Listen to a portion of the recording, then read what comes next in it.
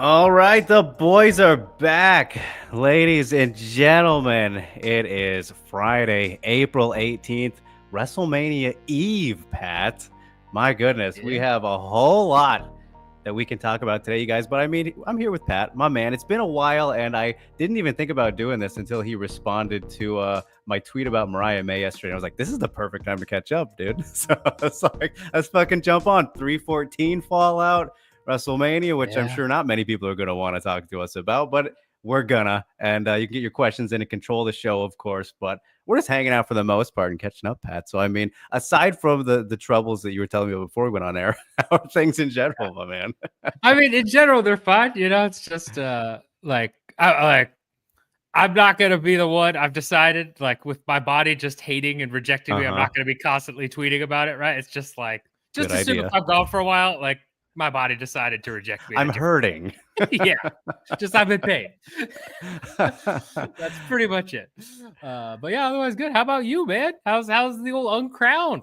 Oh How, yes, how yeah, I heavy know. is the uncrowned, man? How How's that heavy going? is the uncrowned crown? It is, it is, Hmm. it is getting heavier by the day. But no, it has been an absolute joy. And yeah, I mean, that's kind of crazy. I guess we haven't really cut up like this since then because I was going to go to your wedding. I was Yeah, planning to yeah, go. yeah, Then, yeah. guys, literally, the invite was lost in the mail, actually, because Yeah, I, no, I did move.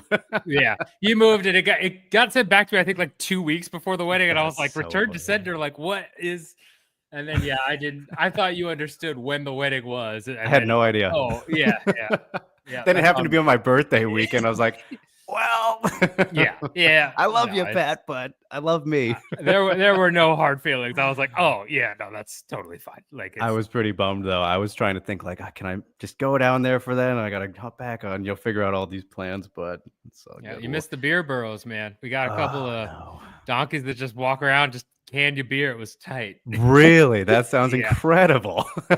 Yeah, adult bounce house that got a little wild. Luckily, Oh nobody got man. hurt, but Yeah, it I was, it was was a gonna good say. time. But you're fine. It's Okay. All right. 100%. Yeah.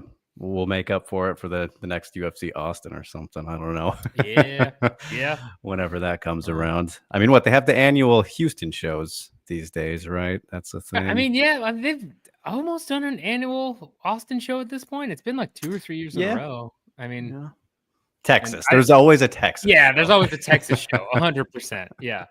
Yes. Oh my Yeah. goodness. But yeah, dude, let's talk about some of the stuff that's been happening.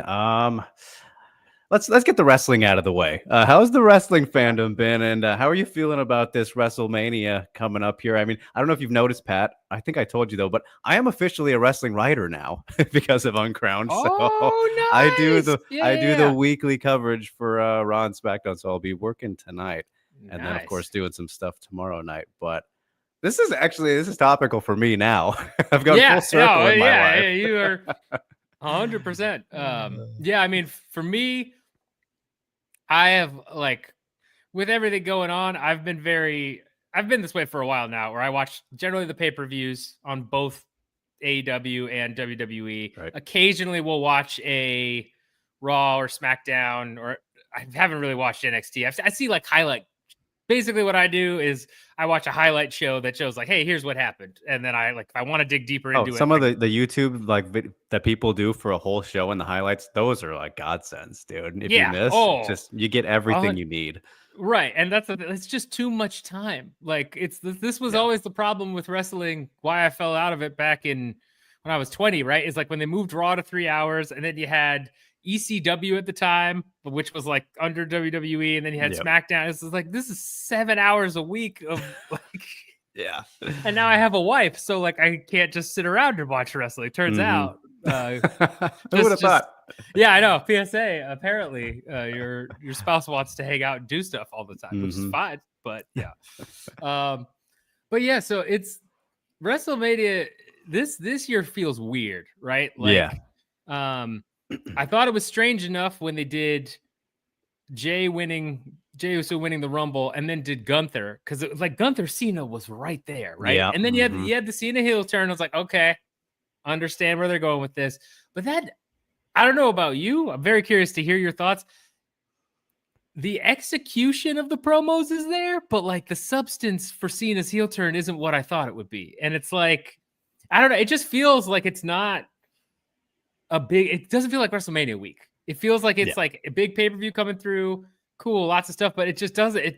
It's weird. It's probably the first time that I can remember where it doesn't feel like WrestleMania week. Like here's all this stuff. There's big stuff happening, but it just doesn't. I don't know.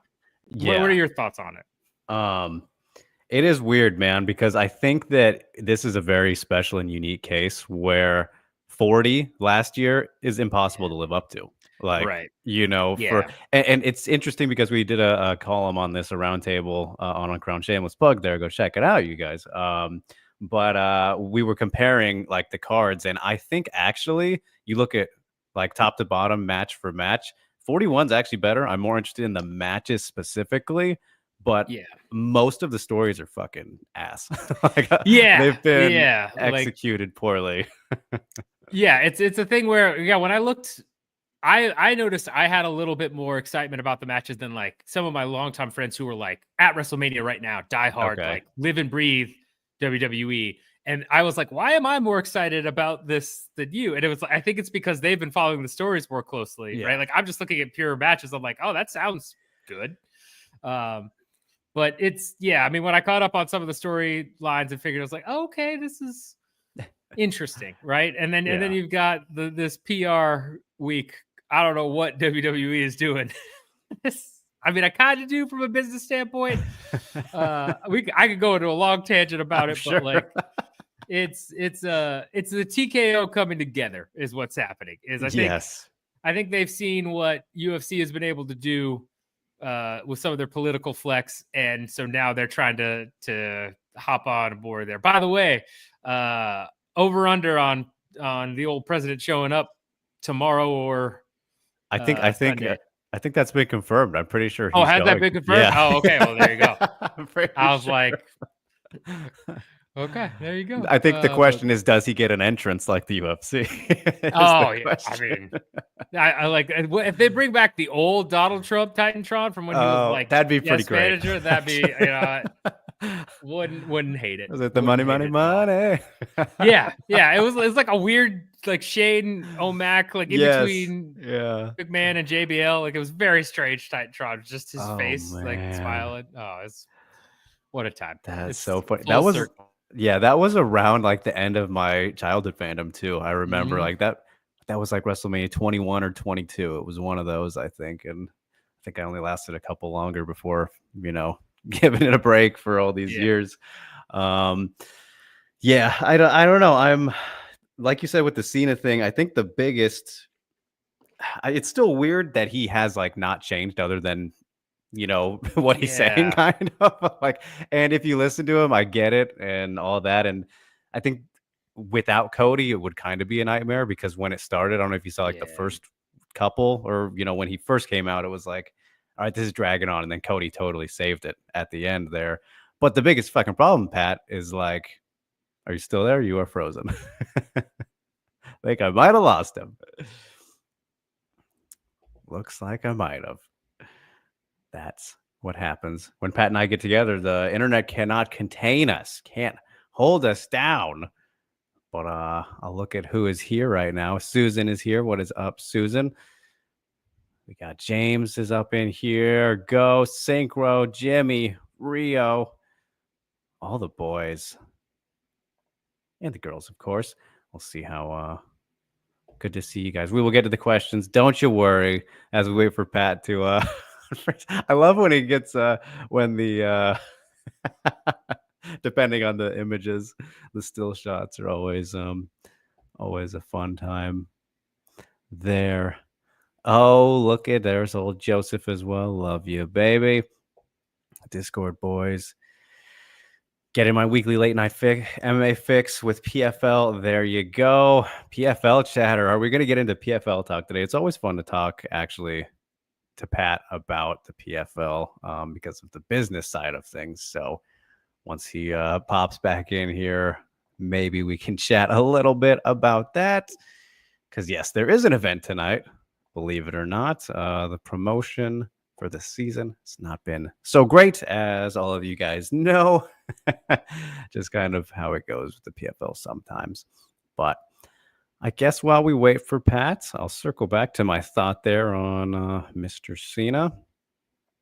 But James asking, how much do you guys hate Ghost for scouting for Whaley and ruining Suarez? Okay, we'll get back to that. We'll circle back now that Pat has returned right away. I know, right? Well, I mean, I already had a little bit of shoddy internet, and it was like kind of fixed. And then the neighbor sold the house, and now the guys next to me are like doing a bunch of work, and they a couple times I've had to be like, hey, y'all, this ain't where you should be digging. Yeah. I was a little worried that's what happened, but I think it just glitched out for a bit. Just glitched. All right. Yeah. We always get great still shots of you when that happens. So that's good. That's good. I'm glad. Sorry, you were saying. Yeah. I was saying about Cena. Did you catch that part? No, I did not. Okay. Completely missed it. Well, I was saying how Cody kind of saved some of the beginning of the promo, and how Cena's not changing. It makes sense if you listen to it. But the biggest problem with the whole thing, Pat, is like, and this isn't a Cena problem. WWE Triple H just for some reason decided that The Rock doesn't exist anymore. Dude, excuse me, that was the whole big thing about this. Him coming out of that pay-per-view and being like 3 and then leaving and then like doing the thing, and it's like, I'm assuming someone is going to turn right and join. Like I don't know how you don't have Cena go over and win the belt after all this, and the reason being like somebody else turns, right? Like that's the only thing I can think of, and then they join the like whatever. That's the only way this makes any coherent sense. Otherwise, it's like you said, like Rock is just gone, and it's like, okay, well, there's that, and it's just, it is what it is. But it's I don't know. I'm going to throw it at you then. Who do you think it is? Because I've seen the speculation of Roman as maybe the biggest possible guy. My super wild card out there pick is Jay. Yeah. But I think that would have maybe needed to happen before Mania, or like he loses and then it happens. But I cannot see him losing because of all the stuff we already mentioned. But who would be the guy? Maybe one of them is the best bet. Maybe. I mean, that would make a lot of sense. You could hypothetically do like Punk. Yeah, maybe, right? Like, and even then that would feel very forced though, because he like hates both of them. Yeah, but I mean, that's part of the.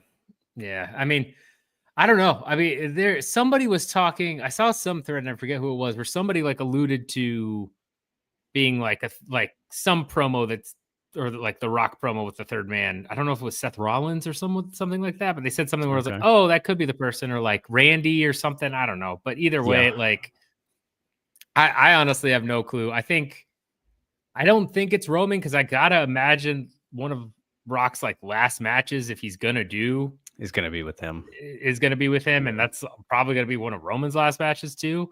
I mean, my wild card pick that I really hope is the answer is it's Donald Trump. I really hope it's Donald Trump. Like the president comes down and like orders like Cody to lose the title. Oh my god, that's the ultimate, that would actually be so hilariously brilliant. It would be very, very good.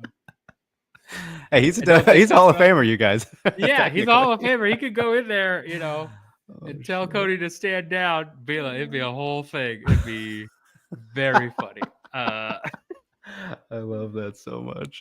Yeah, but no, I mean, my guess is as good as yours, but I feel like that's got to be the case. Otherwise, even if Cena wins, right, and like the Rock's just not there, why has the Rock even been?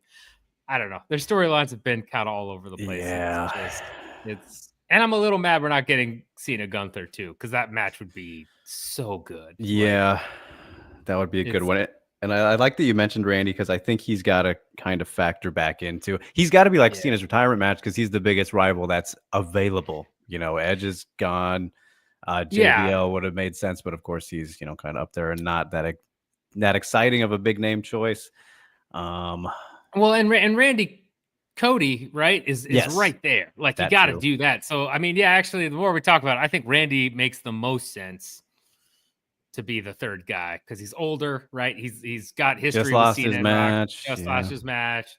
Can come in and do that and then cost Cody the title. They could do Cody Randy feud. And I don't know if you saw this also, Pat, but he is already, and the reason for this is because of St. Louis, his hometown, but he's the poster for Backlash. Yeah. Already. Yeah. So, so it makes sense. Yeah, I mean, he's going to have some big involvements coming up. But yeah. Oh, we are getting a couple wrestling questions. Are we? Okay. Yeah. From Jimmy and Rio. I hope it's Rio or Rio. Yes. Yeah, you got it. Oh, Rio. Okay. Rio. Okay. Well, before we kind of circle to those, Pat, I want to ask you which match you're most excited for, though, because I think that's the best question here. Yeah. It's tough. I mean, I know Cena Cody's going to be good, right? Right. Like, it's going to be solid. I feel like I don't know. I mean, Drew Damien's really good. I mean, there's a couple like I guess I will go with in terms of like story, it's Cena Cody just to see where they go with it. If it's like wrestling ability, I feel like I'm pretty interested in Drew Damien. I feel like that's a little bit sneaky in terms of like I think it could be really good. Yeah, that's what people have been feeling. Yeah. Yeah. What about you? So I'm a triple threat guy. I fucking love me a good triple threat match, man. But this was my picks earlier in the week too. But I think that the most well-constructed match in terms of everything about it, everything is Punk, Reigns, and Rollins. That's like it's had the best story, I think, overall. The match is just guaranteed to be good. All the elements of it are the best thing. But in terms of like a pure match, I think Io, Bianca, and Rhea are gonna fucking kill it, dude. That's I can't wait for that one. That's a really good point. Yeah, actually, you're probably right. It's, yeah. So that's a good pick. The one I'm liking. But all right. I mean, yeah, let's I do want to ask you some 314 thoughts as well, my man. But let's answer Rio here real quick as he's asking what makes John Cena special. I'm not a pro wrestling fan, but I see buzz around stuff he's done. So, I mean, at this point, Pat, it's just like he's been the guy for 20 years. Or you shouldn't say for 20 years because like the last couple he's been, more acting and whatnot, but right. He's the Mount Rushmore-esque type of figure that we've had in the last 20 years. Easily. Yeah. No, I mean, go on. Yeah. Oh no, I was going to say like he was probably the only guy I think at the time that could have pulled off the PG era, like being the face of the PG era, like towards kids, right? Like he was like, his character was locked in. He was doing all that like Make-A-Wish stuff on the side, like everything to it where I can't imagine somebody else being the PG era face and being as successful as he was. But yeah, I mean, he's just a solid wrestler and worker who, like you said, has just been there for 20 years and been the face. Like he got chosen as the face of WWE and he ran with it and killed it. And that's pretty much, like, yeah. And I mean, he was very, I mean, he was unique when he, first came out on the scene. I remember in like, the 05-ish, 04 time. And I feel like relatable is not the right word, but I think the stuff that he was preaching was relatable for people. Obviously, the hustle, loyalty, respect gimmick and all that stuff. The white boy rapping gimmick was very relatable to young Patrick. I will tell you that. Growing up in a very small Midwestern town, that was like, let me tell you how many people were looking at acting just like John Cena. That would make people be like, oh my, yeah. I got to ask you, Pat, did you buy the CD when it came out? I did not buy the CD. No, I did not. I did. I mean, there's no shame in that. There's not, but hey, there's some bangers on there, actually. Yeah. I mean, he's not bad. He's really not bad. I mean, it's a solid album. No, but yeah, I mean, yeah, he's just going from that to like his like character that he's been forever now, right? Like, yeah, that transition worked really well, and just Yeah, Probably I mean, smoother than it should have been, honestly.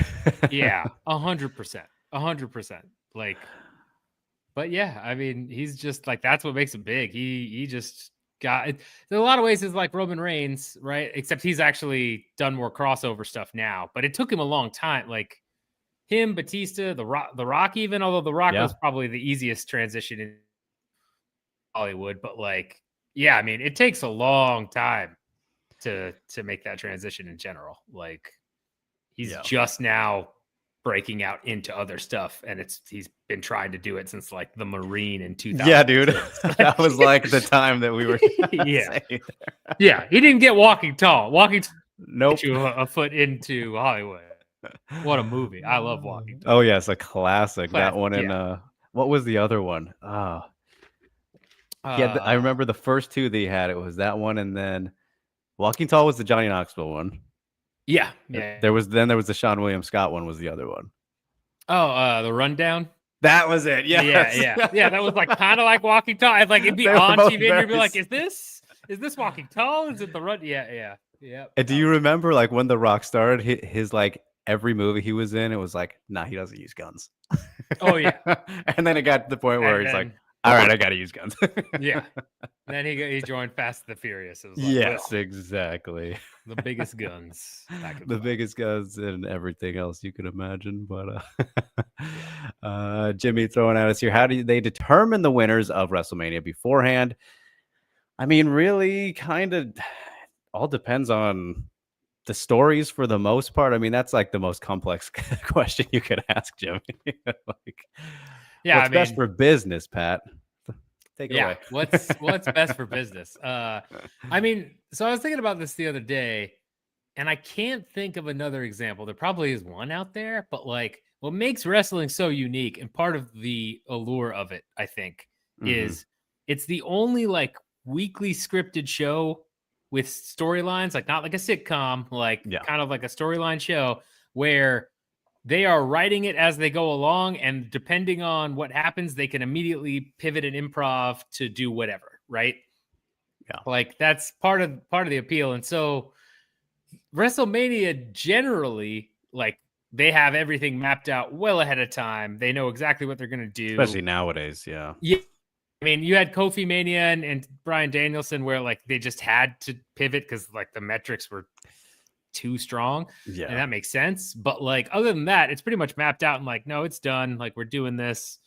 But yeah, it's all story driven, right? It's all based on storylines, and it's just kind of one of those things that's injured or something crazy happens. Like, you know, I can't think of a WrestleMania botch. I know there's been Royal Rumble botches. I know there've been title change botches. Dude, come on. The best one ever. Shane McMahon and The Miz. Oh, yeah. Yeah. Well, that's not a storyline botch. Right. That's not a storyline botch, right? Like, that's, I mean, but that's, oh, yeah, that's so good. That's incredible. I forgot about that one. Jeez. Snoop Dogg coming in, making the same. Oh, my God. Classic. If you guys haven't seen that, find it any way you can. I don't think it's on YouTube, unfortunately. It's incredible. Yeah, it's the best. Yeah. But yeah, it's just, you know, stories. Just yes, what they think is going to make money. So speaking of making money, though, Pat, are you still keeping up with the business side of things, man? I know you said I hadn't done podcast in a while, business, but yeah, it's a shame because, of course, you know, I got injured at a time where like a lot of crazy business stuff happened, and I was like, gotta be kidding me. And I've been talking to John Nash and tweeted out some other things here and there, but like, and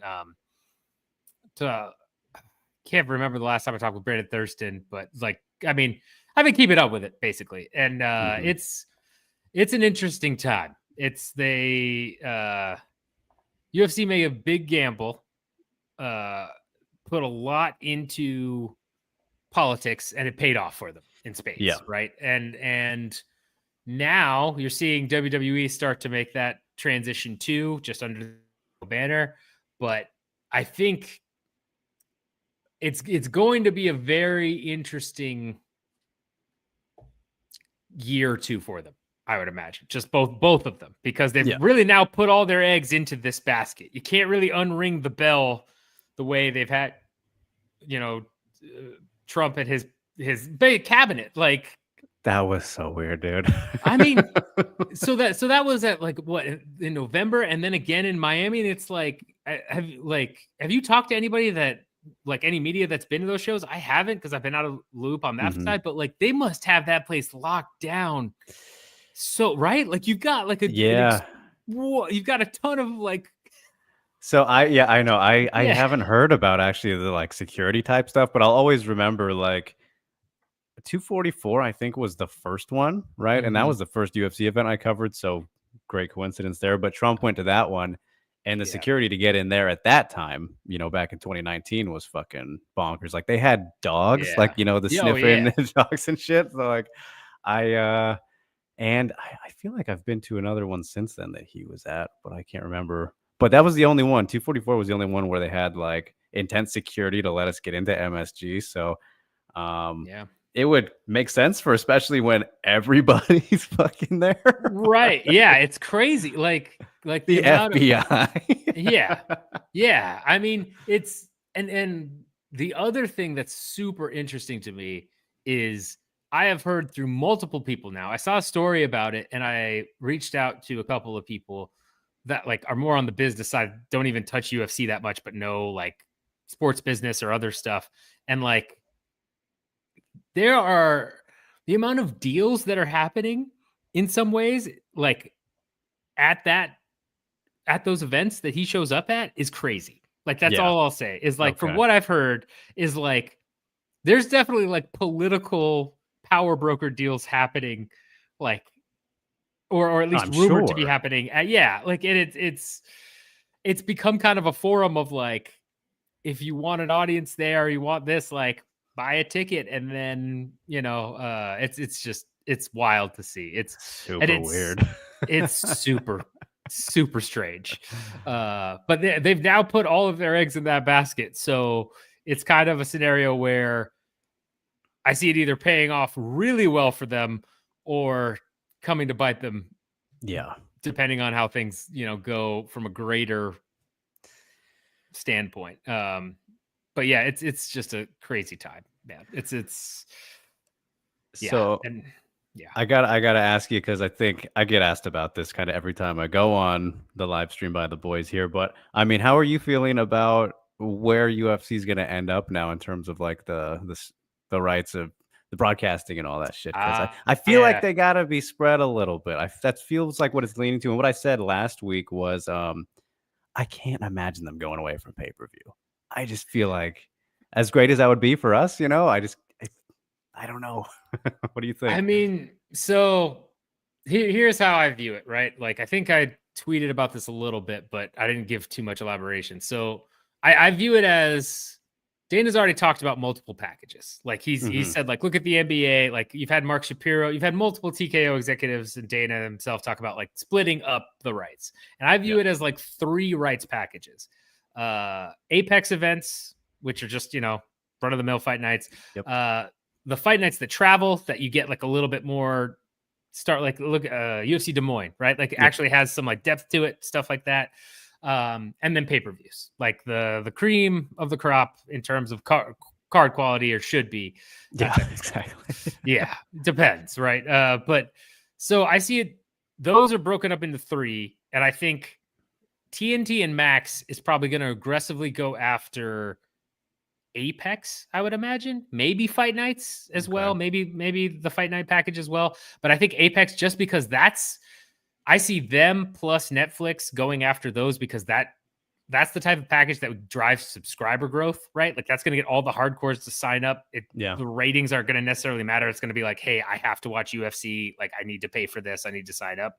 For the Fight Nights, I think that's a mix between Netflix, possibly Amazon, but I don't see it as much. Like, I think that's Netflix, ESPN. I think they want to keep like Fight Nights. They want part of this, and they want to be like just doing those big fight nights, because that's done well for them ratings wise, and that can help them with their sports offering. So I see them going after that. And then pay-per-views, like, Amazon makes the most sense, because that already fits their business model, right? Like, people aren't going to sign up for Prime just to like necessarily watch UFC events. They're most likely already signed up for Prime to get just packages. for getting stuff. Yeah. Yeah. And they're the only ones right now that have like an in-app purchasing platform as well, far as I know. Like I don't think Netflix or Max has built out the functionality, which like that takes millions of dollars for people to understand, to build out like a commerce platform that then checks all that information, has the right UI, make sure that all the data is secured and put like it's messy. So they make a lot of sense, but Netflix might sweep them up because pay-per-view numbers have been terrible. Like they have not been good. And so if they think they can get advertising revenue that would offset buys, because buys are down anyway, then I could see pay-per-view going away. Like I think that's part of what WWE learned is, I mean, they weren't, they I forget what their buy rate was. I think it was lower than UFC by a bit. Yeah, but, I think so too. But like if you can get the advertisement and marketing costs to make up so that it's the equivalent of like 150K buys every time now, like that's all you have to hit. Like you're good. Because some of these pay-per-views, the numbers I've heard are like atrocious. And I haven't heard any like concrete numbers. I'm not going to throw them out there because then people are going to be like, he said, I'm like, no. But what I think that's been reported on though, is just in general, numbers are not great. So that's what it's going to come down to. I think it's either Amazon or Netflix like sweeps them up and it's just offset by advertiser costs. Like, I think the Netflix involvement feels like a no-brainer because of the TKO connection. I think everyone's feels pretty strongly about that in some degree, right? Like you said, maybe not the pay-per-views or the big numbered events, just because of if they were to try and get extra out of that. But well, and there's also a political component now too, right? Like it's do they want to be affiliated with that? Right. Well, do they want to be in like, I mean, I think it's not too hard to read between the lines and look at what Meta's doing with UFC is part of their ovation right now to Trump's DOJ to be like, please stop with the antitrust lawsuit. Like, we're sorry. Like, sorry about the frictions that happened. Like, it's no secret Zuckerberg's been trying to make ovations to Trump to be like, hey, like, let's make up. Let's, So, I mean, if somebody wants to pay the rights to then get closer in that realm, like, that's not I don't know. It's all become so weird, man. It's like a whole weird web. Yeah. Very messy. Yeah. But okay, you guys, we will get to your questions and comments. Want to just kind of throw things at Pat here for the first 30 minutes. But before we do start, Pat, I got to get your brief thoughts, though, on the boxing element of this. Like, do you think what is your read on that? Because I'm still not totally sure how I feel about the whole thing. I mean, it's another monopoly attempt, clearly. But I mean, it makes sense because the reason the UFC is successful, right, is because of their monopolization. Like, there's no doubt that if you take away, if you put Strikeforce and Pride back on the market right now, like, and they had the fighters that they originally had, like, you're going to have, I mean, right. It would be a whole different world. So boxing, getting a backer like Turkey, right. Mm-hmm. And then essentially saying like, hey, we're going to try and like skirt around the Ali Act, which is huge. It's pretty massive. It's nuts. And then like I think the whole thing will be is like, hey, we're going to try and skirt around the Ali Act, like get this amendment or whatever going. And then we're still going to pay the top guys a ton of money and they're still going to be like happy. But we're going to like the whole thing is going to be like, we're going to get most of the top guys signed to big deals. We're going to like, it's the contracts that is the part people are missing. They're all like, oh, fighters aren't going to get paid. No, they'll get paid at first, but then they're going to get locked into crazy fight contracts that are going to become, like you're locked in. And, and they're going to like, that's what the UFC did originally that worked. You just lock in all these top fighters to long contracts. And suddenly that's where all the top fighters are and you're good to go. So I understand why they're doing it. I don't know if they're going to be able to pull it off. But it's because also part of the issue is there's still plenty of money to go around outside because of the big splits, right? So for top guys right now, like if I'm Canelo, I don't need to go to the UFC's TKO's boxing thing. Like there's no way TKO is going to pay me as much as I could make. Right. So that's the biggest thing is like they do have true competition. They're coming in with a lot of true competition. So that's going to be interesting. But I mean, I'm not surprised he's finally doing it. He just needed the super right rich support. backer. Yeah. If only the GFL would have thought. Oh man, I think we have some GFL. questions on that, so we'll hold it. Oh yeah, I can't wait to talk about that. I pretty much said all I have on that, so I'll let you take it away when we get there. But incredible. Oh boy! All right, we'll kick things off here from the top now and get through as many of these as we possibly can. You guys, appreciate you so much for hanging out with us. We'll start off with James, who I think he warned me he was going to come in with some venom today. So I guess we'll see what that means. But he starts out asking, how much do you guys hate Ghost for scouting for Whaley and ruining Suarez's storybook ending of overcoming injuries? I've been told that I am pro-cancer and pro-injury by rooting for Whaley. I mean, all right. So like outrageousness aside, that's one of the best like crazy insults I've ever heard. Like you're pro-cancer. That is wild. I don't think I've ever heard that. I can't even begin to fathom how someone could be pro-cancer, but incredible.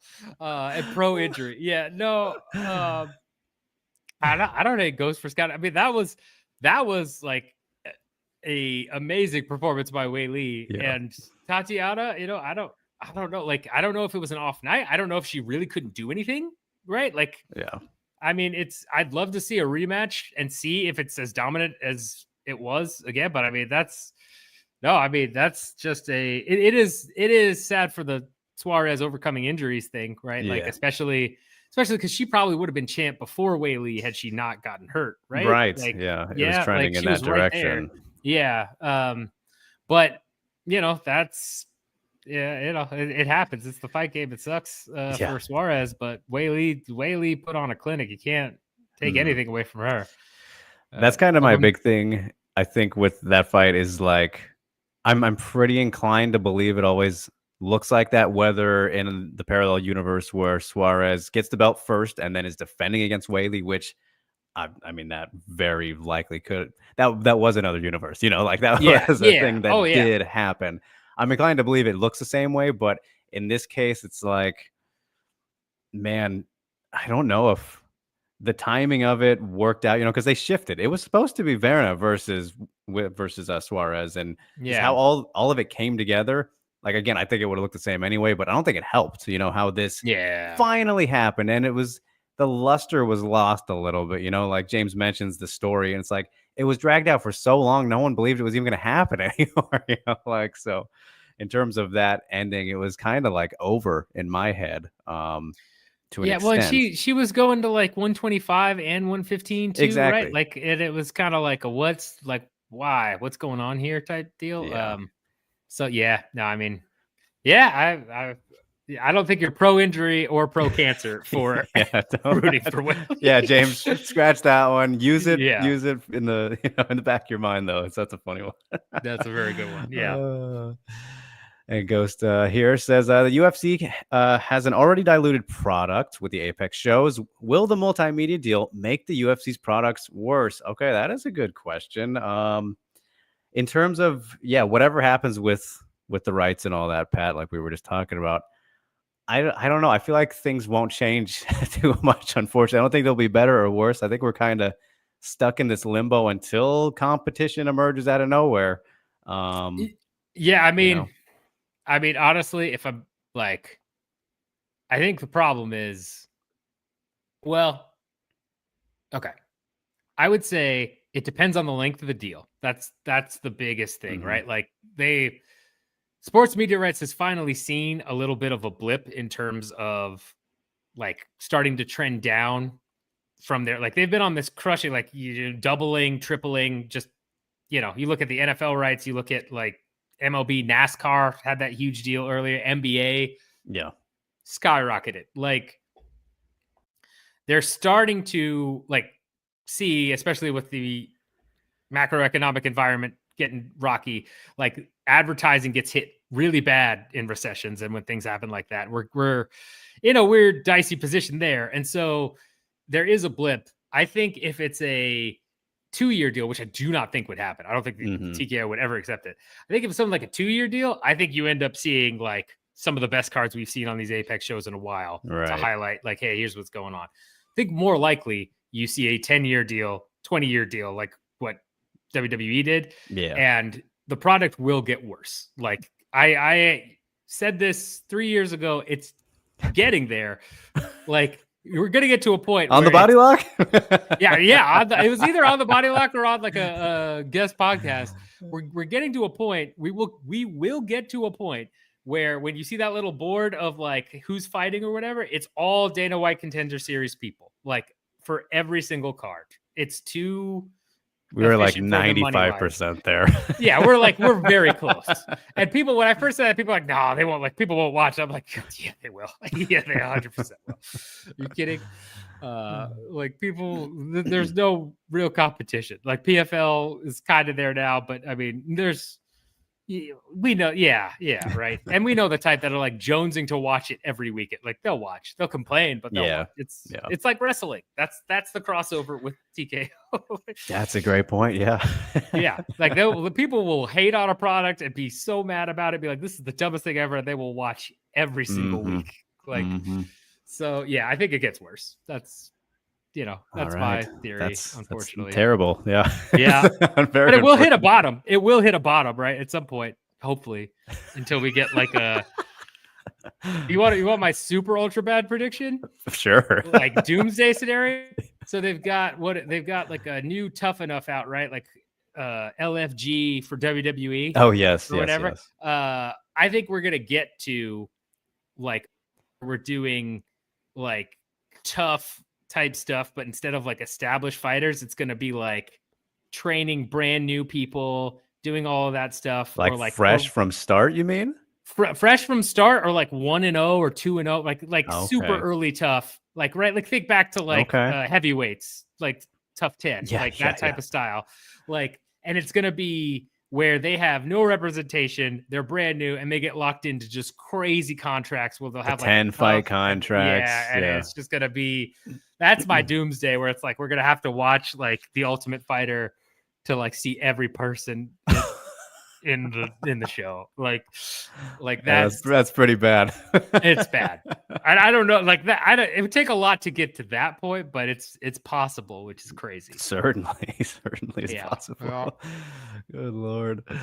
All right, well, that's a good segue though, because you did mention the PFL, because Synchro is asking if we could talk about PFL's investing more on bells and whistles. Does that really get more investors on board in spite of the incompetence of Don Davis? So I touched on this last week though, Pat, and Synchro, I don't remember if you were here last week when I went live, but this is kind of the thing about it, right? And like Don Davis's whole spiel and kind of technique of promoting, I guess if you want to call it that, but finding these investors and whatnot, is like it's a persuasive essay to somebody who has no idea what MMA is. So you make it look as big and fancy. It doesn't fucking matter what the actual product and talent looks like, because the people you're talking to don't even know. They just want something that looks legit. And to an untrained eye, if you show them something even remotely similar to what the UFC looks like, because again, trained eye and even maybe untrained, depending on what you're looking at, you can tell that PFL is close enough to looking like a legit MMA.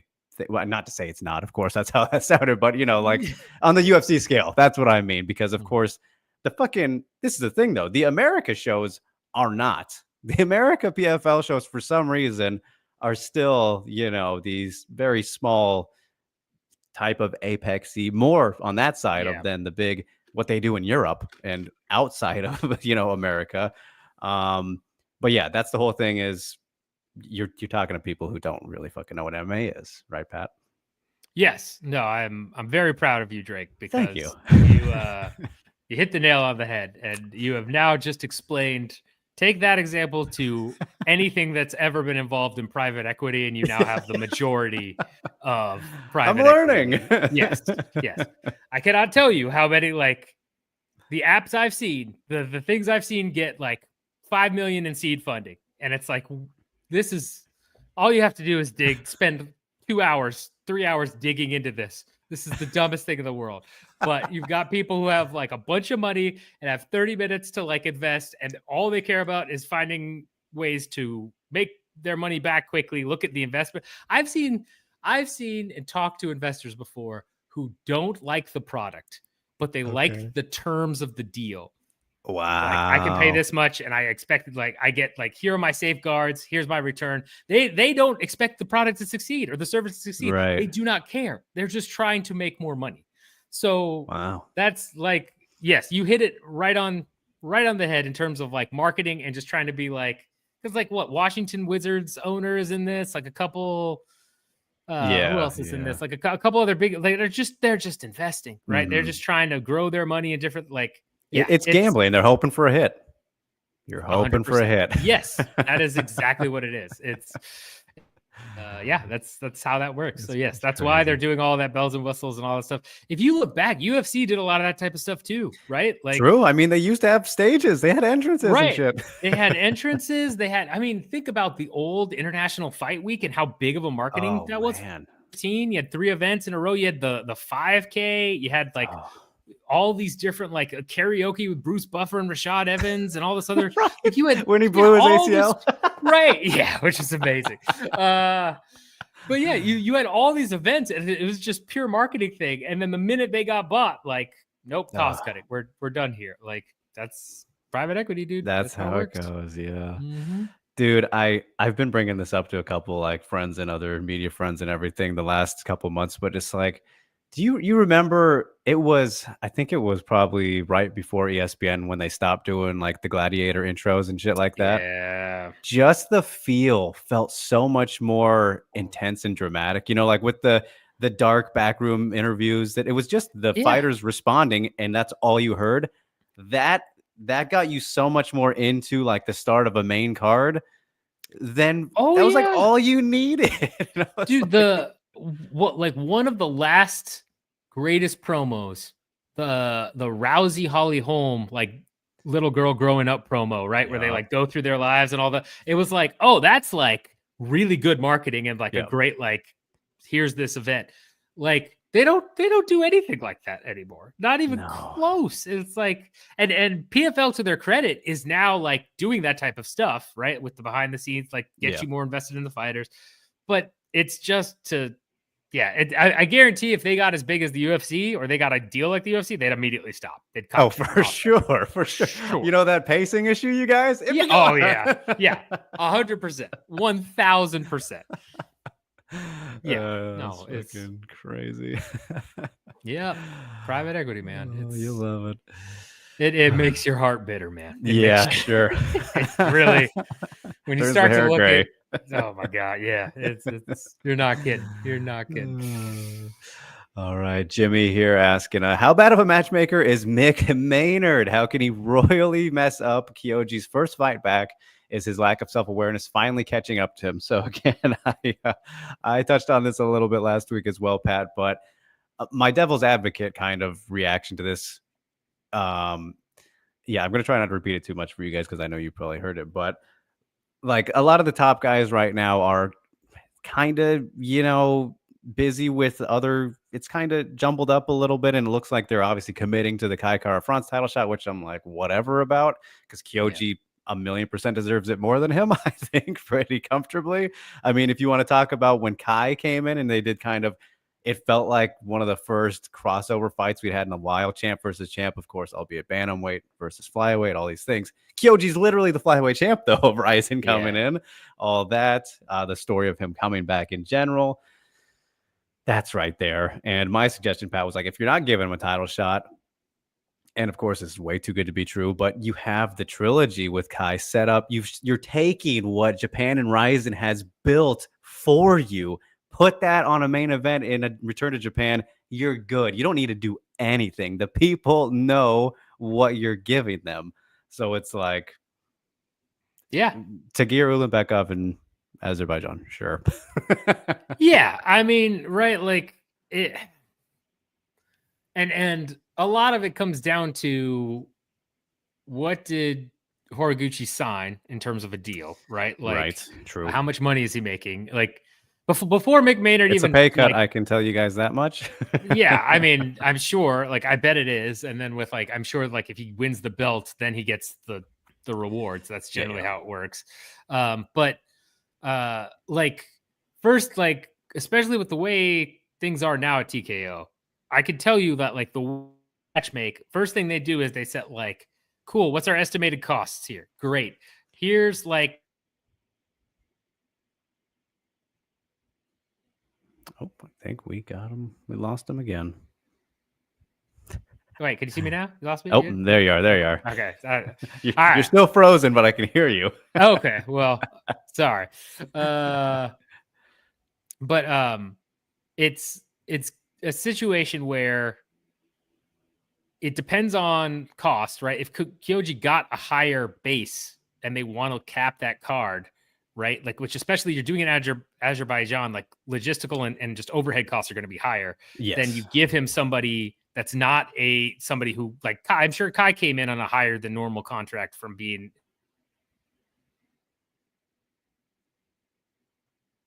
He's struggling. He's struggling here, you guys. I am. Okay, am I back now? If you hear I can me? hear you still. I still can't see you. Yeah, what? Oh, God, I'm sorry, y'all. As long as you could hear me, but yes. But yeah, I think ultimately, I think it's a cost thing, and I think it's also they don't want to. If they want to build him back up into a contender, they want to make sure he can get past the first hurdle, right? The first step. Like, I think, and that's a big coincidentally, of course, it's one of those like sneaky tougher matchups than it should be. You know what I mean?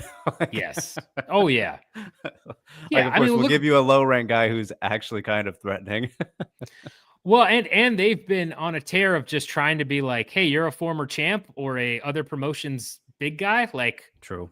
We're going to feed you to the wolves to show UFC is the best, right? Like, look at what they did with Pitbull. They threw him to Yair immediately, which, I mean, if he wins that, sure, he keeps going. But I mean, they're not not helping him out. Not helping him out, as Pat is gonna need a refresh here because yeah, I'm gonna go ahead and refresh it. Jump out real quick. Yeah, I'll be right back. Okay. Yes, all great points though. What he is saying there, annoying for sure, but you know that's just how it's gonna go. After that, you just gotta hope Kyoji goes on from there. So we'll keep moving along though. Rio saying 314 was the best pay-per-view this year. The UFC has the fighters to make good fights every weekend. Why do they hate trying? Let's see if Pat's video is just fully not there now. Oh, really? Can you still hear me though? Okay, I hear you, but that's weird. On my end, I see the video and you, like, there's no glitching at all. I don't know what is happening.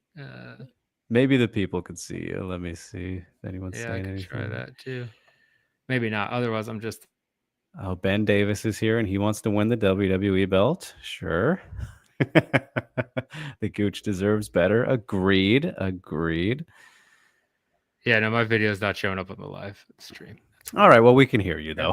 Okay. Well, just the ethereal voice. I don't know what's happening here. We loved it. We love the dulcet tones of Pat. Anyways. Yeah. Nobody needs to see my face. I'm not. Yeah, it's all right. I'm the looks over here. Always have been, my man. Yeah. Always what can I say? Rio was mentioning how 314 was the best pay-per-view this year so far. The fighters, the UFC has the fighters to make good fights every weekend. Why do they hate trying? How do we make them try harder?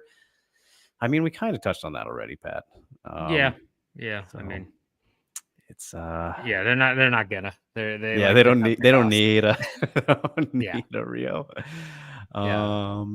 Oh, here's a good though. Jimmy following up to Kyoji asking, is he no longer in his prime? So I mean, this is always the prime debate, right?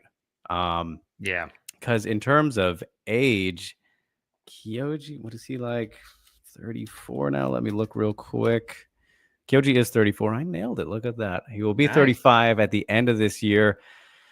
So for me, Pat, when I think of prime, like what physical prime everyone says is technically and like legitimately, you know, around your 30s, right? For a male. Yeah. But like when I think of a fighter's prime or just a prime athlete, it's like, okay, when they were at their best, like Yeah. that's the prime best version of them. And Kyoji right now, I I don't know. I think that his like absolute peak prime was probably after he left the UFC and then went on that crazy Yeah. fucking run, held the Bellator title with the Ryzen title. He's still like obviously very, very good right now, but like that was pretty magical shit that he went on after that. I don't know. Where do you Yeah. feel he's at, I guess, right now? No, I mean, I'd agree. I think that was probably his prime. And Yeah. I mean, there is like you said, age. You can never specifically say like this.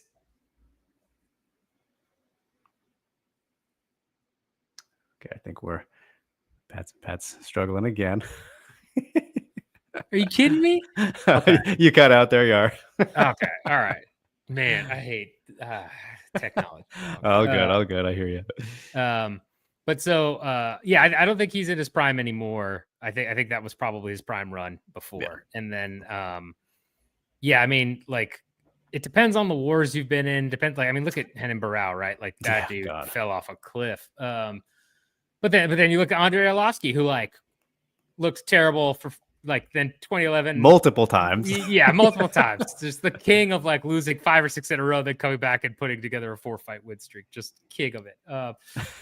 It's just I don't know. It's yeah, I think he's out of his prime, especially in the lower weight classes though.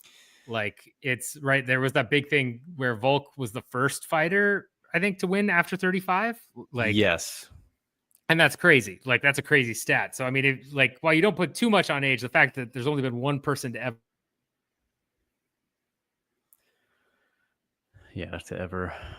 to ever get it. Yeah. So I don't know. I think he's out of his prime. I still think he's really good. Could still win the belt. Yeah. So it's crazy too, Pat, because I think Pantoja is actually 35 now, so he'll just fall into that category for his next fight. Yeah, he is. So nice. I do, if it is Kai, I do expect him to win that one. I think Kyoji's like really his only threat right now, honestly. Yeah. No, I mean, yeah, I'd agree. I can't think of anyone that's really a major threat to Pantoja at all, other than Horiguchi.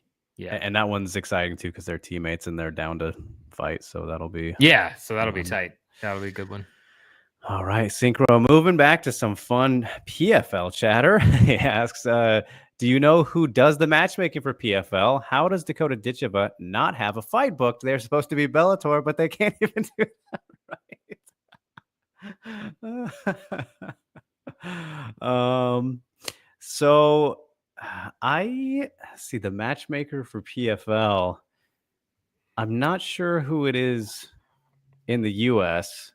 And then for the European, like they kind of divide them up per their, they have the MENA and all their mini versions of PFL and whatnot. I believe Europe is Dan Hardy, which, think of that however you will, because he's also on commentary. Yeah. But yeah, I'm not sure who actually does it everywhere else. But I mean, I know is it still, how long ago did they get Mike? They got him with the Bellator deal. Okay, so acquiring. I would assume he's still involved right now, but I don't know. Yeah, how much he decides that I don't know stuff. how much he. Yeah, that's a good. I think Cefo's probably got to be pretty involved. Yeah, I'm sure Cepho is involved in some regard. But yeah.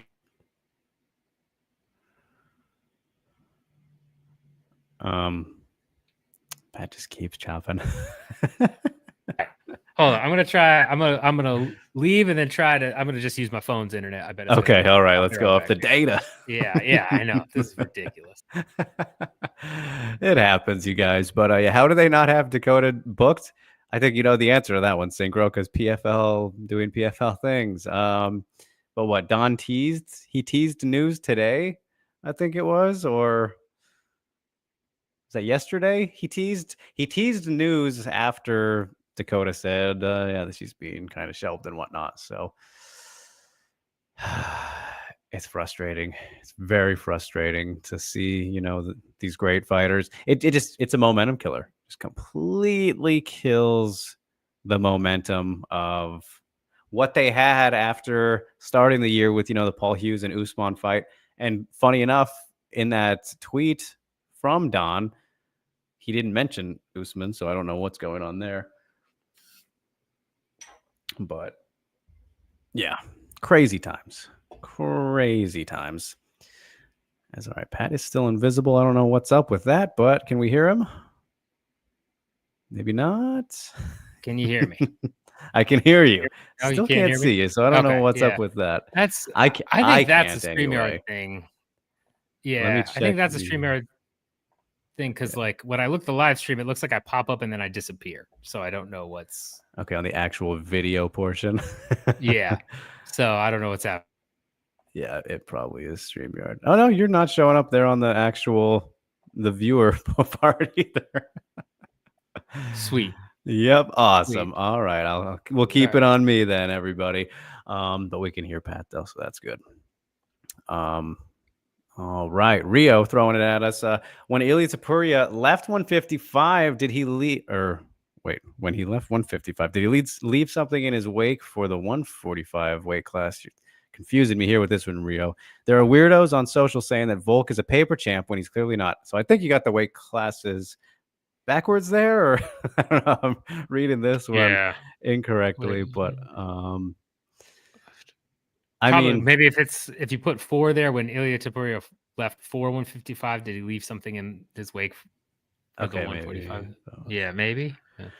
But either way, Volkanovski paper champ. I mean, you knew that was going to happen. You knew that was whenever somebody beats or whenever somebody becomes a champion without beating the last guy that was a champion, this kind of shit is going to happen for sure, Rio. And I mean, I don't want to, abide by that saying, I guess not, or whatever you want to say it. But like I hate because I don't want to say he is, but he's more of one because he didn't beat the guy. Like he's not the lineal champ because of that. If you want to go down that route, but what was I was going to make the comparison to? It's the same thing when Aldo won the belt back after Conor left. Yeah. Pat, like this was the exact same thing happened in the featherweight division. Yeah. History repeated itself this past weekend. So, yeah, I mean that's just kind of how it is usually, right? Yeah, I mean, Ilya defended it, right? Yeah, he defended against Max. That was the only one. About Max. Yeah, that was the only one. So not quite the same because Conor didn't. Yeah. I mean, I know Conor not defending it helped move past the conversation faster, right? Like, I mean, I don't know with Ilya and Volk. I don't know if that'll be the same. It'll eventually blow over, right? Like, just give it time. Somebody new will win the belt that's never had it before, and then everybody forgets. Mm-hmm. It's just. But yeah, I mean, it's an interesting. I don't know.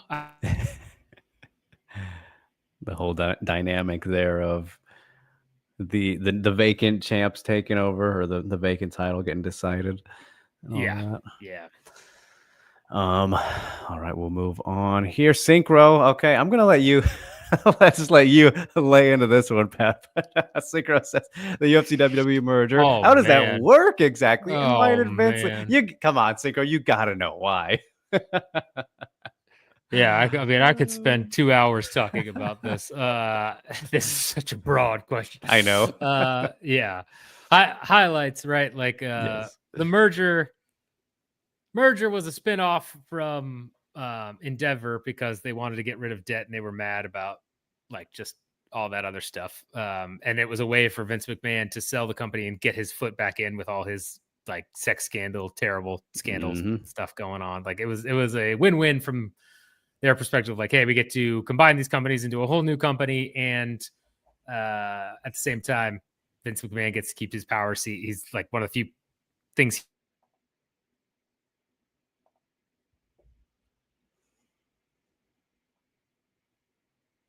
So now, like, in terms of how it works, there's just a lot of cross branding, cross stuff. You're seeing it more and more, right? You're seeing WWE adopt a lot more of the UFC tactics. I mean, next week there's the big TKO event thing, right? Yes, no, exactly, and like they're gonna keep doing that. Like I do think there will be a like, I mean, who was it? Rollins hinted at like fighting Punk in a Yes, it was him. right. Like, I do think there will eventually be like a tough or something where like wrestlers train MMA and then fight on a UFC card. Like, I think that'll probably happen. Oh my god. Yeah. I mean, I think there'll also be, more cross promotion in terms of having UFC stars show up and cutting promos and getting more involved in storylines and stuff. They're working on it. But will it's Dana be basically around by then? Will he still be hanging around? He won't be able to stomach that stuff. At least old Dana wouldn't have been down for that. Dana. I mean, honestly, I feel like if you pay Dana enough money, he will stomach. But I expect he's gonna try and like leave and go.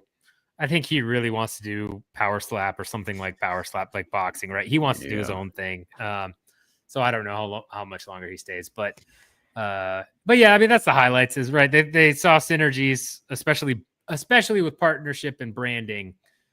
There were too many overlaps with sponsorships and key demographics. It was like, cool, merge these companies together. We'll do a bunch of like cross promotional things. If you're Monster, you can advertise on both brands. If you're, I don't know what's all over the WWE canvas nowadays, but like, right, like Prime, all that stuff. Like, so they just saw the opportunity, took it, and yeah, I mean, they're killing it. I mean, the stock went through the roof. I mean, it's doubled, and I mean, even with all the economic turmoil, it's doubled from their merger.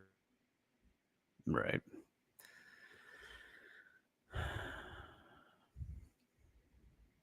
We got Chop here again. Are you there? Oh, sweet. Okay. Yes, I'm here. All right. Yeah, the last point on is the back end stuff is massive because of all the costs for logistics, right? Because now you can do a WWE event, which they're doing a lot of, WWE event and UFC event in the same weekend. You can send one crew to do the setup, all that stuff. You save a ton of money. It adds up. So, yes, great point indeed. So it'll be very interesting to see I mean the kind of fucking crazy stuff that we do see in the future, because it is coming. It's a matter of time. Is coming. And I mean, seeing how it is next week will be. I was really actually hoping to go to that because it's like in driving distance of me now being over here. But I have a mini vacation I'm gonna take instead because I would prefer to do that. Yeah, that's fine. So, Nashville, I would prefer Nashville. Yeah. Over Kansas City. Yeah. Mm-hmm. All right, let's have fun with this. Here we go. We'll leave it to Pat because I've talked about the GFL enough on my channel, but Rio wants to know what happened to all the money. Where did it go? Yeah. I mean, it's, I don't know if you've heard of a little thing called Firefest or Firefest 2, which has now been postponed and refunded. You don't say. Yeah, right. I mean, basically they had what was Darren's thing is that they had the main investor backed out or something like that. Mm-hmm. And so I mean, this is another example of someone sold the idea of MMA to whoever the main investor was, probably somebody who wasn't like super involved, or maybe watched MMA for afar. And then, because there's also some of these are vanity projects. Like some people might understand it, but they'll be like, oh, I get to be involved with George St. Pierre on a team or Shogun, right? But yeah, I mean, it's just they couldn't secure the money, whether that's they backed out or they just literally couldn't because of whatever. I don't think they realized how much cost was going to go into what the GFL was hoping to do. Yeah. How expensive starting an MMA promotion truly can be at the scale that they envisioned. Right. It's, again, the idea phase sounds good enough and tempting enough. You can get some money. The execution part is an entirely different beast because you lose money no matter what, Pat. For the idea that they had, and I mean, just in general, really, with an MMA promotion, it is an investment. Most of these types of ideas are investments. You are going to lose money. It's a matter of how much you're going to and willing to lose to see where it takes you. And you got to assume that this person whoever the investors or backers were like, oh, a lot of these guys are actually pretty old and very expensive. Yeah. Yeah. So I use your mean, there's a brain. reason. Yeah. Yeah. It's so fucking crazy to me, though, man. It's just crazy, but not crazy, just for the MMA standards, really. So, oh man. All right, are you there? Did we lose you again? We're gonna have to wrap up soon if Pat just keeps backing out on me here. He might be gone. He might be gone. Think we lost him. Yep, there he goes. Yeah, exactly, Joe. What is up with that? Just can't handle. All right, is he back? I'm back. Yeah. Joe called you out here, Pat. Yeah. I mean, I saw that. I mean, he's not wrong in certain instances, but this one, it is my internet. It's some woman was like knocking on the door talking about Google Fiber too. I'm definitely gonna switch to it. I'm tired of this. There we go. Yeah, it's time to. But yeah.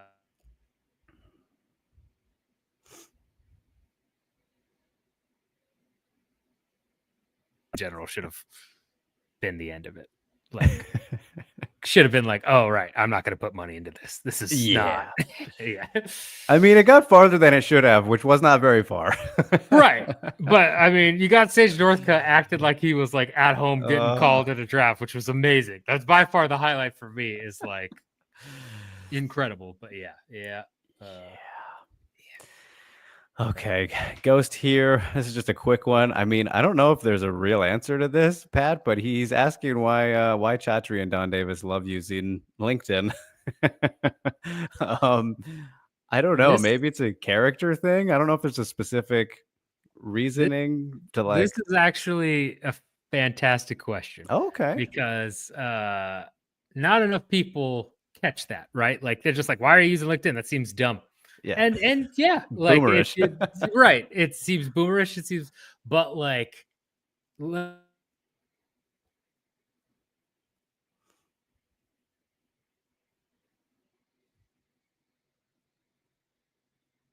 you see these ads being like, hey, here's a thread on how I'm going to change your life with this new thing. Like, subscribe to my thing. That's what they're doing. They're like, hey, but Don David, like, oh, we've held this many matches. We only have fighters that want here. We've grown our footstep by XYZ, blah, blah, blah.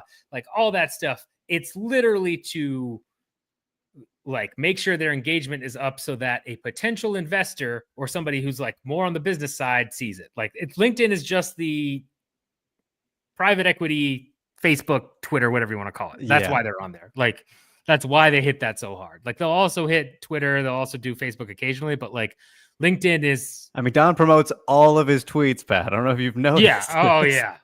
Oh my God. How many edits did he have on that? Well, somebody, it was like 9 or something. It's crazy. It was man.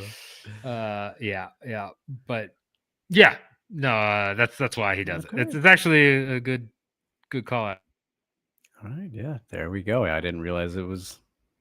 Yeah, I of course noticed it myself, but I didn't think about it in that sense. So there we go. All right, James says this one's more for Pat. He is saying here, why do you guys get so angry after they said that Whaley is the 115 GOAT? In the end, does it really matter? As long as she's the champion, people will complain a lot about her. So I didn't get angry about this, James. No, it's definitely me. It's definitely me. Let's hear it then. Explain yourself.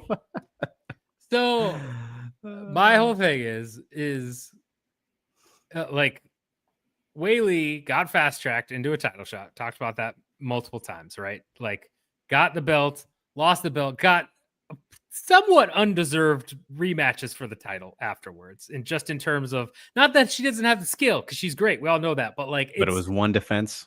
Yeah, one, like, and it's the my whole thing is that Whaley is blatantly, from the UFC's eyes, a business marketing.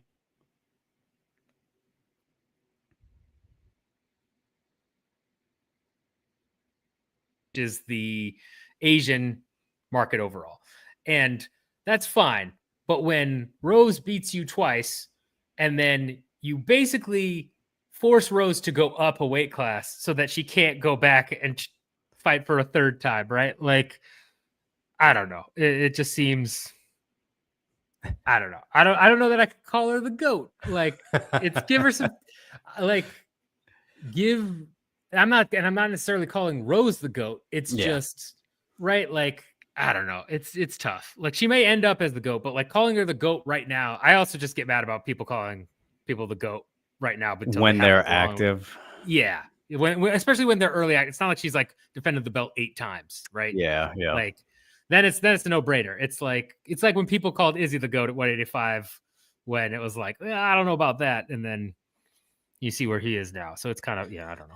It's I think she's definitely on track and on pace too, and maybe like I mean, one more defense maybe. I don't know what she's got in total, but like for me, I mean a good winning streak and undefeated streak. And I mean, the winning streaks are always a big thing for me. And like what Joanna did still as like that one who kind of set the bar is always just kind of the placeholder for me. And I know people make the Rose argument, but I'm like, well, there's just so much to dissect and kind of pick around the people in the discussion. Like those are the 3 that we talk about, right? And it's just a matter of, I guess, what you value more. And Weili is like 100% on track to be there, but I don't know. It just depends on it's like 1 and 2 for me right now for sure. But just however you kind of want to put it. Right. It's also GOAT discussions, right? Like, I mean, I don't know. They're always, because also then you got to consider, like, I know some people just completely like ignore the back end of careers, which for some fighters and not others, like, oh, we just pretend BJ Penn didn't lose 8 in a row, like things like that. It's case by case, I guess. So yeah. All right. Well, let's see here. How many more we got? We're going to try and cruise through these a little bit, you guys, because it is very warm in my room and Pat's connection is hanging on by a thread. So we're both dealing with our issues here. Let's see. Rio asking real quick, 314 follow-up question. Does the performance from Verna make you think that she will have anything for Weili? Note that Verna is older than Weili and Tatiana. I mean, of course, undeniably, Verna has something for everybody on the ground. That's no question about it. It's just a matter of if she can get it there against somebody like Weili, which again, I think that in terms of success likelihood, that fight would probably look pretty similar to the Tatiana one. But like when you're in Verna's world, man, you're in fucking trouble, dude. She's just it's ingrained in her, her submission ability and jiu-jitsu. But yeah, I wouldn't favor her by a whole lot to get that one done. But she definitely has something. Like to say she doesn't have a shot because of how good her like best skill set is kind of silly. No, she reminds me of when Rose was fighting Joanna, right? And like, Joanna, like everybody's like, oh, Rose is gonna get whooped. Like she's had some losses, but like obviously when Rose is on, she's like incredible. When she's off, she's not. For Verna, it's if you get sucked into her world, she's so good. Like I think if she's able to get Weili in the ground and get her like in bad positions, she could easily win, right? Yeah. But I mean, again, I wouldn't favor her. I favor Weili in the matchup, but I mean, I mean, I think she'll have something. It's just, can she get there? Pull it off. Execute it. It'll be fascinating to see those ground exchanges though, because man, she's just a fucking snake, dude. She's wild on the ground. It's crazy. It's nuts. All right, Jimmy here, sticking with 314 a little. What do you do with Michael Chandler after losing to Patty? Oh, some Patty talk for Pat. I love that. Grant Dawson, maybe. I can't imagine him doing that. Patty has this weird situation where people think he's bad, but he's decent and looks good against old guys. So after 314, Pat, I think that is this phrase fair to say? The jury's out on Patty, that he's actually fucking good. He's actually very good.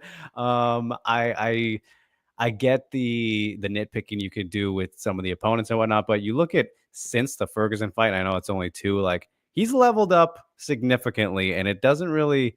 I don't want to say the opponents don't matter and the situations of it, but just look at kind of how he was even just his striking technique in this fight was an insane improvement fight by fight since the Tony fight, because that's kind of the threshold where I'm like, he still didn't impress me too much at all. And then the Bobby King, however you want to call him, Bobby Green submission was absolutely beautiful. Of course, kind of given to him, but the way he threw it up there, some of his setups and just the way he grapples is phenomenal too. Like, maybe don't love to say it, but Patty's pretty fucking good, dude. It's pretty good.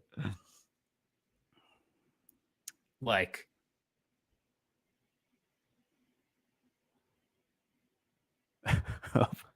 you there? Did we lose you again? Let's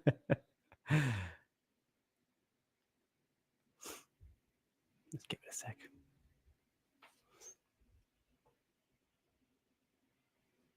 I think we're losing Pat again here.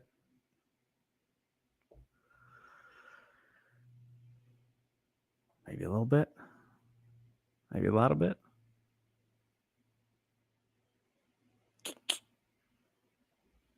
Maybe a little bit. Oh my goodness.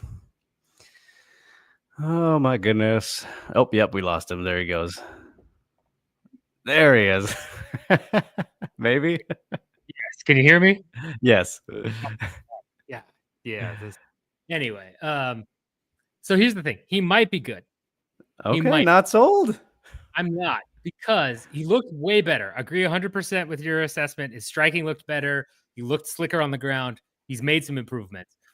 But that being said, he's fought his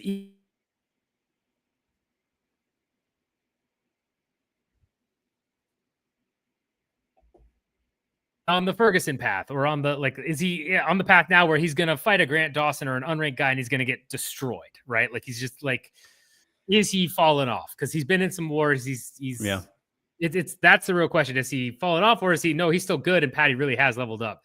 And I can't, looking at Patty's competition, say for 100% fact, like, he's amazing, because he has had a path through this that's so protected. Like, that Jared Gordon lost that Jared Gordon fight. I don't care what the judges say. 100%. And like, yeah. And it's like, I'm very excited for his next fight. I've been very excited to see anybody in the top 5, because that's going to be like the real, is he the guy? Can he really become the guy, the star they want him to be? I also think you have probably the easiest and biggest fight there, if you want it, where you do Patty versus Connor, if you bring Connor into it.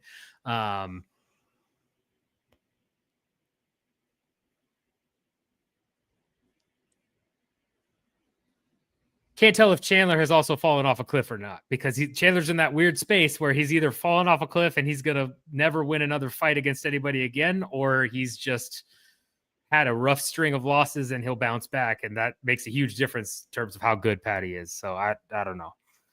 I mean, yeah, there's also at some point, Patty's chin is still out there. True. He's got to get rid of that. Like, Chandler got pretty fucking close a couple times. Yes. Yeah. And like, that is by far, like, you have the iron chin till you don't. Like, the minute that chin goes, I think Patty is in trouble. But yeah. Yeah, interesting times in the lightweight division. I'm glad that at least things are flowing in kind of a more new bloodish direction, even though it's not a whole, like, whether it's just Patty and Armin for now, at least things are kind of shaking up a little bit. So that's nice. But all right. On that note, you guys, I'm gonna save Pat, myself, and everybody the struggles here of continuing to get through the connection and whatnot. But I'm sweating anyway, so it is a good time to get out of here. So, Pat, are you still hanging on with us as we close out? Yes, I am. Okay. Appreciate you. Sorry for my connection troubles. All good, brother. I am happy to Happy to catch up with you anytime. But thank you guys for hanging out with us here on the Friday. I know what PFL is probably beginning now, so I'm sure you're thrilled for that. But until the next time, you guys, of course, follow me at Drake Rooks _ Twitter and Instagram. Follow him at All Day OJ. And whenever the Business Podcast eventually does come back, of course, because it's never gonna die. No, it might take a while, but it'll come back. It'll be back better than ever. Yeah. Until then, you guys, we appreciate you, and I will see you when I see you. Have a great weekend. Thanks, y'all.